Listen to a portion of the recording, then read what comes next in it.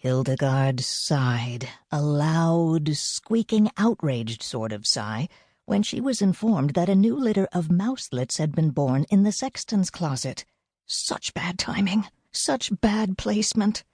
She scurried from the sacristy, the private room where Father Murphy's special priestly clothes were stored. She'd been napping there comfortably until Roderick, whiskers twitching, woke her with the news. Oh, he was a busybody, no question, always looking for a reaction. Well, he got one this time. She was furious. Checking carefully to be certain there were no humans around. Sometimes the altar guild ladies dropped in during the afternoons to rearrange flowers. Hildegarde tiptoed quickly into the large, high-ceilinged church itself, through the side section known as the transept, and entered the central area called the nave.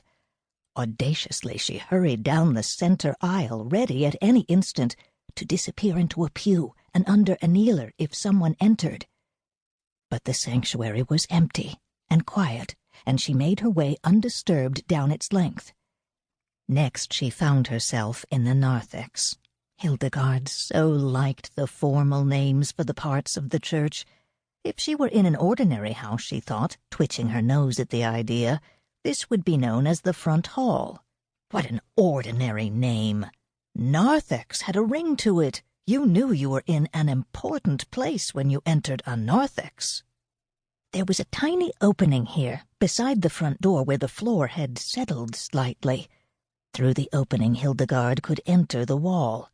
The church mice all used this as an entry or exit because stairs were a problem for them. It was easier to ascend or descend inside the wall, where there were tangled wires and frayed insulation to cling to.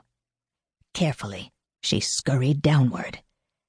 Now, having made her way below, she was in the interior wall of the undercroft. Since Hildegarde had lived in St. Bartholomew's all her life, she knew the route by heart, especially where to scramble over the copper pipes and how to avoid the places where drifting insulation made her sneeze. There were many exits here in the undercroft. One, she recalled, amused as she passed it, into the nursery, a noisy place on Sunday mornings, and best avoided. Babies in general were best avoided. They spent time on the floor, could see into crevices, and had graspy hands.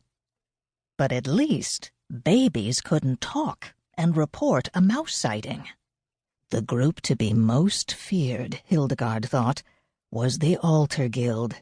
More than one of the ladies had actually shrieked upon happening on a mouse. Oh dear, always an uproar when that happened.